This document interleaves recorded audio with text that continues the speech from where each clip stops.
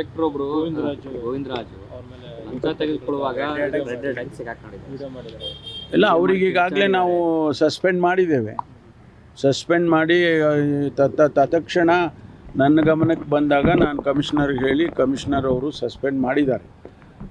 ಮುಂದಿನ ಕ್ರಮ ಇಲಾಖೆಯಲ್ಲಿ ಯಾವ ರೀತಿ ಕ್ರಮ ತೊಗೊಳ್ಬೇಕು ಅದು ತೊಗೊತೀವಿ. ಇದು ನಾವು ಮೊನ್ನೆ ಕೂಡ ಪೊಲೀಸ್ ಕಾನ್ಫರೆನ್ಸಲ್ಲಿ ಮುಖ್ಯಮಂತ್ರಿಗಳು ನಾನು ಇಬ್ಬರೂ ಕೂಡ ಈ ಭ್ರಷ್ಟಾಚಾರದ ವಿಚಾರದಲ್ಲಿ ಭಾಳಷ್ಟು ಕಠಿಣವಾಗಿ ಹೇಳಿದ್ದೇವೆ.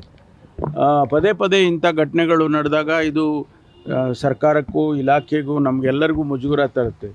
ನಾನು ನಿರ್ದಾಕ್ಷಿಣ್ಯವಾಗಿ ಇಂಥವ್ರ ವಿರುದ್ಧ ಕ್ರಮ ತಗೊಳ್ತೀವಿ ಮತ್ತು ಕ್ರಮ ಆಮೇಲೆ ತಗೊಳ್ತೀವಿ ಆದಮೇಲೆ. ಆದರೆ ಆಗೋಕ್ಕೆ ಮುಂಚೆ ಅವರು ಇದನ್ನು ಮನಸ್ಸಲ್ಲಿ ಇಟ್ಕೊಂಡು ಕೆಲಸ ಮಾಡಬೇಕು ಅನ್ನೋದು ಅಷ್ಟೇ ನನ್ನ ಸೂಚನೆ. ಎಲ್ಲರಿಗೂ ಕೂಡ ನಾವು ಭಾಳ ಕಠಿಣವಾಗಿ ಹೇಳಿದ್ದೀವಿ ಈ ಪೊಲೀಸ್ ಕಾನ್ಫರೆನ್ಸಲ್ಲಿ. ಪ್ರತಿ ಬಾರಿ ಹೇಳ್ತೀವಿ, ಈ ಬಾರಿ ಅಂತೂ ಭಾಳ, ಏಕೆಂದರೆ ಸುಮಾರು 100ಕ್ಕೂ ಹೆಚ್ಚು ಜನ ನಾವು ಸಸ್ಪೆಂಡ್ ಮಾಡಿದ್ದೀವಿ. ಬೇರೆ ಬೇರೆ ಕಾರಣಕ್ಕೆ ಅವ್ರನ್ನ ಸಸ್ಪೆಂಡ್ ಮಾಡಿದ್ದೀವಿ.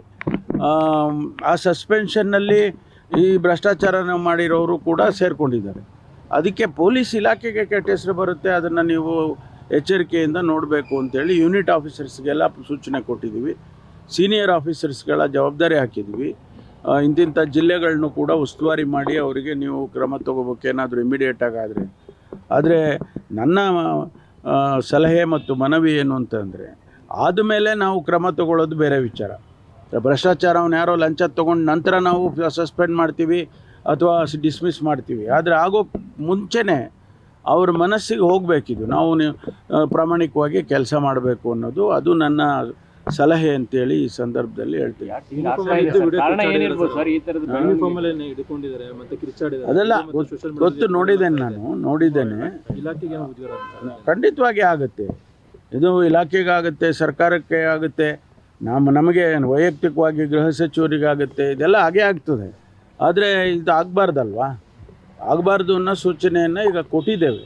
ಭಾಳ ಕಠಿಣವಾಗಿ ನಿರ್ದಾಕ್ಷಿಣ್ಯವಾಗಿ ನಾವು ಸೂಚನೆಗಳನ್ನು ಕೊಟ್ಟಿದ್ದೇವೆ ಮುಖ್ಯಮಂತ್ರಿಗಳು. ನಾನು ಒಂದು ತಾವು ಹೇಳಿದಾಗೆ ಯಾಕೆ ಹಿಂಗಾಗುತ್ತೆ ಅಂತ ಅದೊಂದು ಸ್ಟಡಿ ಮಾಡೋಣ,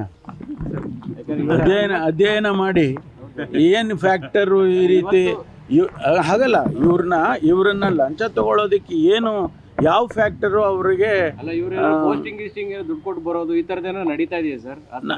ನೋಡಪ್ಪ, ನಾನು ಹಿಂದೆನೂ ಹೇಳಿದ್ದೀನಿ, ಇವತ್ತು ಹೇಳ್ತೀನಿ, ನನ್ನ ಹಂತದಲ್ಲಿ ಯಾವುದೂ ಅಂಥ ಪ್ರಕರಣಗಳು ಅಥವಾ ಅಂಥ ವಿಚಾರಗಳು ನಡೆಯೋದಕ್ಕೆ ಬಿಡೋದಿಲ್ಲ ನಾನು. ಯಾಕೆಂದರೆ ನಮಗೂ ಜವಾಬ್ದಾರಿ ಇದೆ ಅಲ್ವಾ. I am answerable to people of Karnataka. ನಮಗೆಲ್ಲ ಮತ ಕೊಟ್ಟು ನೀವೆಲ್ಲ ಸರ್ಕಾರ ಆಡಳಿತ ಮಾಡಿ ಅಂತ ನಮ್ಮನ್ನು ಕಳಿಸಿದಾಗ ನಾವು ಹೇಗೆ ಮಾಡಬೇಕು? ಅದಕ್ಕೋಸ್ಕರ ಅದನ್ನು ಆದಷ್ಟು ಅಂಥದ್ದು ಯಾವುದೂ ಘಟನೆ ಆಗದಾಗ ನಾನು ನೋಡ್ಕೊಳ್ತಿದ್ದೀನಿ. ಬಟ್ ಬೇರೆ ಬೇರೆ ಹಂತದಲ್ಲಿ ಏನಾದ್ರು ಆದರೆ ನಂಗೆ ಗೊತ್ತಿಲ್ಲ.